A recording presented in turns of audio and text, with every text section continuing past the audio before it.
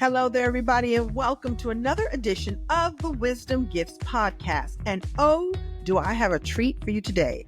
I have the one and only Gloria McGill, also known as the Sassy Senior Queen. Hello there, Queen. Hello, Queen Kim. How are you? I am wonderful, and I'm happy because I get to spend some time with you. I'm just going to jump right in because I introduced you as the Sassy Senior Queen. I know that's what you call yourself, but I know you live that lifestyle. What is a Sassy Senior Queen, please? A sassy senior queen is any woman who embraces her total full self, living in the moment, standing in her truth, and feeling free to just be herself. Put a little sassy sauce in there. So I'm assuming you live the life because you talk about the life and you teach the life. How did you get to be a Sassy Senior Queen? Well, in all honesty, I just live life. I've had a challenging career. And in growing through the career and life, just embracing the moment. So, there are challenges, but you take it all in stride and you keep going. You're positive. I'm a positive person where I like to see the glass half, not half full, overflowing. And I want to just see it and embrace as much of life as I possibly can. So that's how I do it. That's the way to do it. So I love that this is a wisdom that we can actually embrace at any age. You don't even have to be a senior. In fact, I wonder if the earlier you start this point of view, the better your life could be, wouldn't you think? That's true.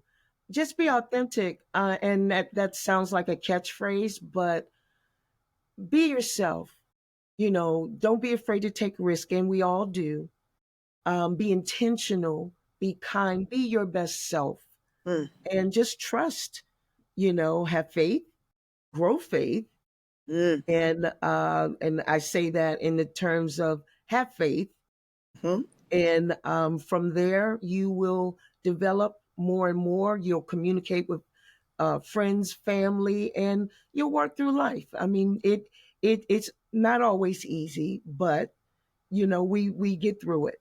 So one of the things that I am so inspired by you for is your ability to have great vision and your gift of teaching vision to others. And so you teach how to make a powerful vision board to seniors, to young people. So let's talk about that journey, how you discovered the power of vision board and then the power of teaching vision board to others. Well, conducting vision boards has been something I've been doing for well over 20 years.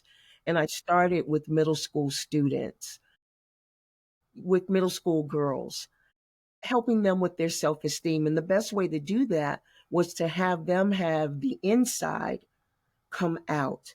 And we used images. So I wanted them to go deep inside, as they were developing and overcoming some of their fears. Pictures, things, affirmations, and those are things that we just came together and they had the opportunity to talk about their families or express their families, their hobbies, their dreams, their goals, and what they wanted to do in terms of the next 3, 4, 5 years. They wanted to show themselves or see themselves as grown-ups. Because again, at the time they were 13, 14 years old. And they wanted to see, well, what would my future look like?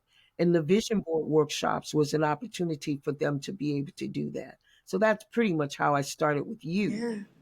Yeah. With family and friends, it was very casual. It's a potluck. We come over and we manifest what we want in our lives. Yeah. And from there, I've just been doing vision board workshops from there on. It works for me. Why is that so important to have that vision, and to be able to visualize and have the images and the affirmations? Why is it important to have that? Well, you do want to progress and go forward with your life. And what do you want? You have dreams and desires. The vision boards help you clarify what those things can become.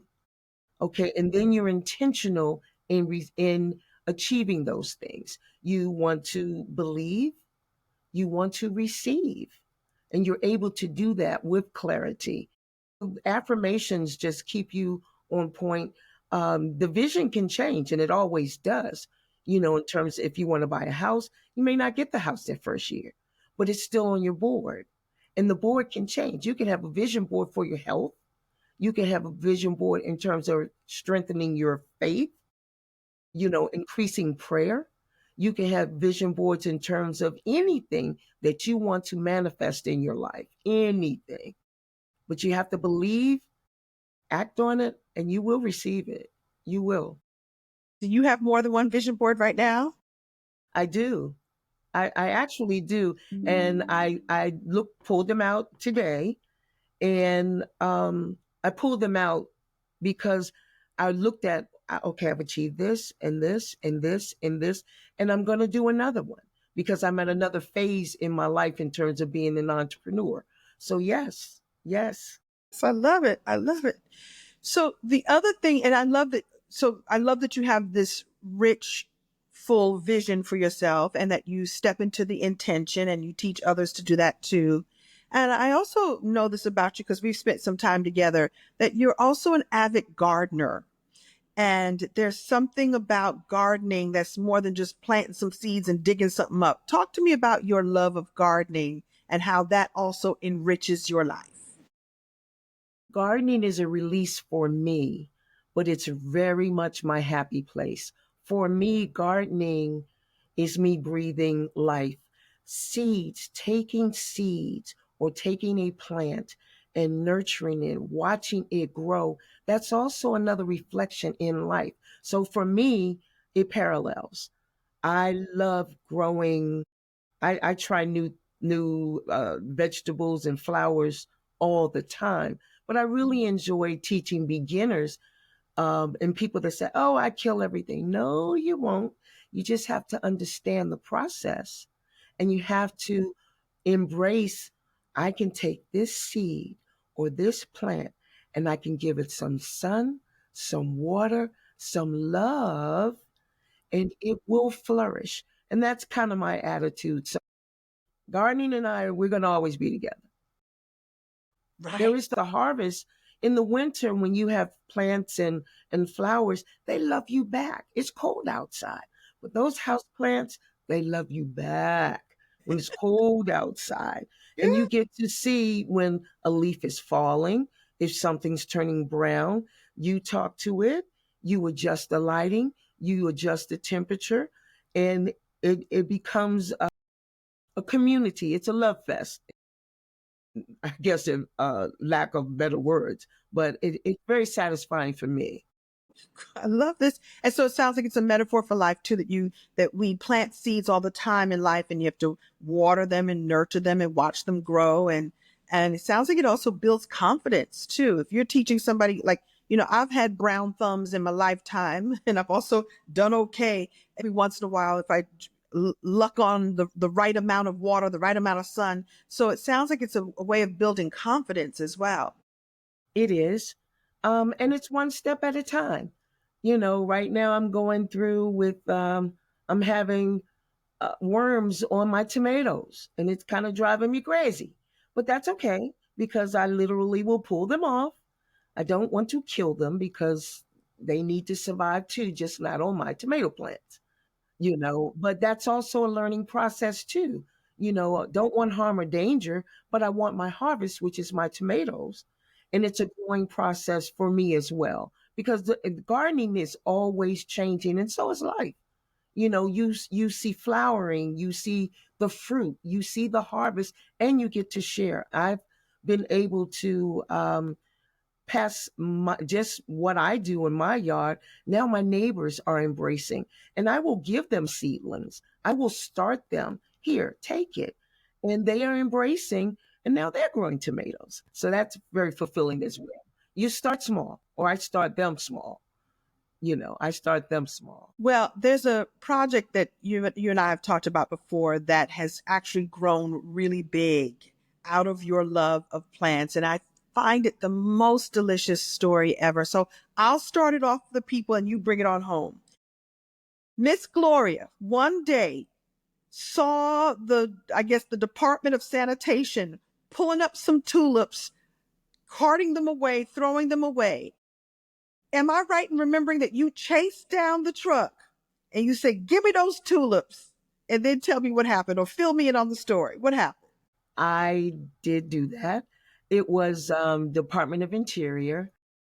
I happen to have lived in Washington, D.C., and there are a number of national treasures, the Capitol, the White House. So it's standard for them to put the best tulips in front of those buildings. And on a particular day, they were pulling up the tulips. Now, they have a rotation that they do, but there was nothing wrong with the tulips. Okay, they were just going to switch them out. And I just couldn't see 100 tulips go in the trash. So I approached the truck gentleman, and I will admit, full disclosure, I am a retired police officer. So I was in my uniform, I was in the scout car, but I did literally just say to them, please don't throw them in the trash because my kids need them. I happen to have worked in a number of schools, and the kids didn't have flowers in the front of the school, in the entrances. They had dirt. And that, the school system didn't give a beautification budget. That just wasn't something that happened. And for me, it was an act of love for them to pull out their trash bag, and they literally took them out of the trash, put them in the trash bag. I took that and opened the trunk of the scout car, put them in, and I was able to divide that really about 100 tulip bulbs, beautiful tulip bulbs, okay, and divided among 3 elementary schools. And that was their gift. We cut the bulbs, and they were able to plant the bulbs so that the school would have beautiful tulips the next year. The tulips were, they were going to die once you pull them. But the bulbs, because they are a perennial plant, they're going to come back year after year after year. So it was a beautiful act of kindness from the gentleman, from the school. It was love all around by all of us. So it Love was wonderful. sounds. I love this story, and I try not to cry when I hear the story because it's a beautiful act and a moment. And then you planted these and you got the kids to come and plant with you. And I want to know what it was like to drive past those schools the next year and the next year and see those tulips that you and those kids had put in together. What was that like for you? It's wonderful. It doesn't stop there, for me, introducing them to life. Plants for me represent life. And sometimes in some urban settings, our young people see too much death. So they got an opportunity, not just through the planting, but I was able to get a park ranger come out, speak to my kids, show them what poison ivy looks like. Let's go on a nature trail. So the school would allow us to do um, class visits, to parks.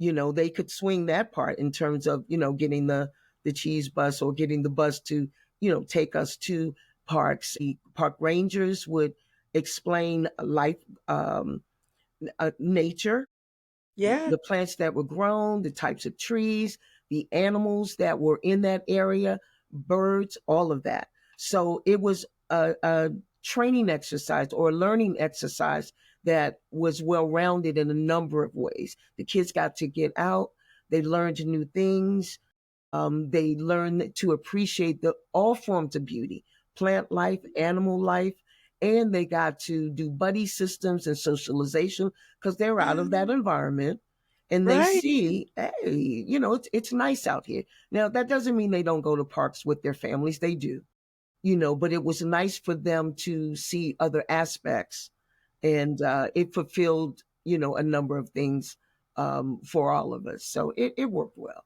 It worked. I love and I love this story, and I hope that everyone listening can think of creative ways to impact their community in that way. I'm certain that there's a kid that you impacted way back then who remembers those moments and is affected and possibly has created change in their life. And we can't know that. You can't know all the impact. I asked you if you drove past the schools and you saw it, and like, yes, but there was so much more impact there. And something as simple as saying, give me those bulbs, I need to replant. It sounds to me like a beautiful, creative way of creating a lasting impact. And that's what you do. And I love that. I love that. Well, it's small acts of kindness that make everything work. Uh, it was fulfilling. The Yeah. schools did add on.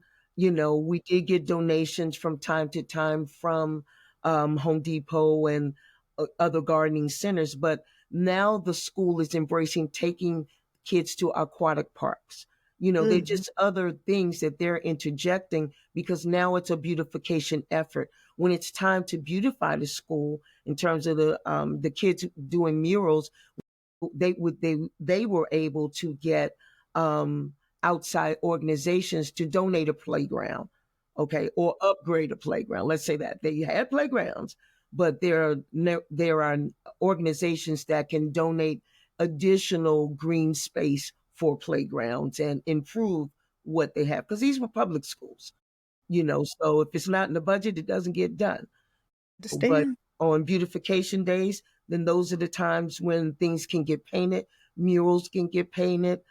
This happened quite a bit, year after year after year. And that was the fun part too, because, each class got to do whatever they could do in terms of the effort. So, Very satisfying. It sounds to me, Gloria, as if you are really wholeheartedly embracing your life and embracing helping others with with having the best version of their lives. And I know you do it with the Sassy Seniors, but it sounds like you're doing it with young people too, and living a more beautiful, more rich life. And so I know that you've also stepped into entrepreneurship and stepped into coaching others. And I'll ask you just to share what is your mission? What is your message that you'd like to leave us with as you move beautifully throughout your life and impact so many? I just will share as much as I can.